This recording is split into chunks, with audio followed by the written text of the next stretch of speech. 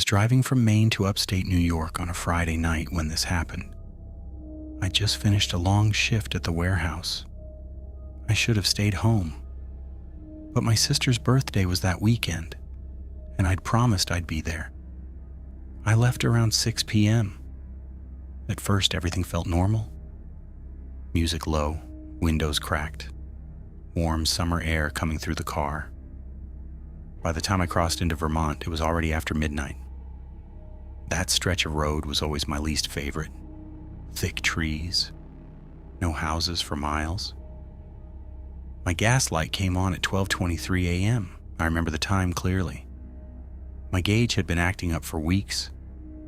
I thought I could make the next town. About 10 minutes later, the engine started coughing. Then the car jerked once, twice, and slowly rolled to a stop beside the forest.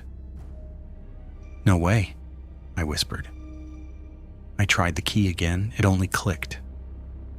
1 bar of service. I called roadside assistance. 30 minutes, they said. That sounded like forever.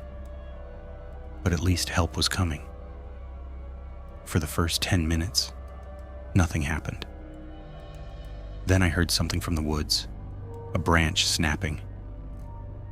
I told myself it was a deer, maybe a raccoon. Then I heard something that didn't sound like an animal at all. 3 slow knocks, knock, knock, knock, from somewhere deep in the trees. The sound echoed through the forest. Then, silence. I checked the app. 24 minutes remaining. I let out a frustrated sigh. The forest felt different now. It wasn't just quiet. It felt like it was waiting. Under the whisper of the leaves, I heard something else. Footsteps, very slow. Crunch, crunch, crunch. Someone or something was walking through the woods. I held my breath. The footsteps stopped. A few seconds passed, then they started again, closer this time. I locked the doors again, even though they were already locked. The footsteps stopped just outside the tree line. Then I saw it. A figure, standing between 2 trees. Tall, very thin, arms hanging unnaturally low. I grabbed my phone and turned on the flashlight. The beam reached the trees, but the figure was gone. Maybe I imagined it, I whispered. Maybe exhaustion was catching up with me. Then, tap. Someone had tapped on the passenger window just once. I turned my head slowly, no one there. My breathing got faster. Tap, tap. This time from the driver's side, still no one. I dialed to 911. The call tried connecting, then failed. No signal. Outside, the forest had gone completely silent. No insects, no wind, no birds, nothing. Then something brushed against the side of my car, a long, slow scraping sound. It dragged from the front bumper all the way to the back. Screech. The scraping stopped behind the car. I looked in the rearview mirror. Darkness. Then a pale face slowly leaned into view. It wasn't smiling. It wasn't angry. It just stared. Its skin looked unnaturally white under the moonlight. The eyes didn't seem to blink. Then it lowered itself out of sight, as if it had crouched behind my car. I locked every door again and grabbed the tire iron under my seat. Roadside assistance, 12 minutes away. It had never sounded so far. Every few seconds I checked my phone. 11 minutes. Time had stopped. Then I heard footsteps again, this time from the road. Slow, measured, closer. The footsteps stopped beside the driver's door. I didn't move. I barely breathed. A shadow stretched across the window. Then the door handle slowly moved. Once. Twice.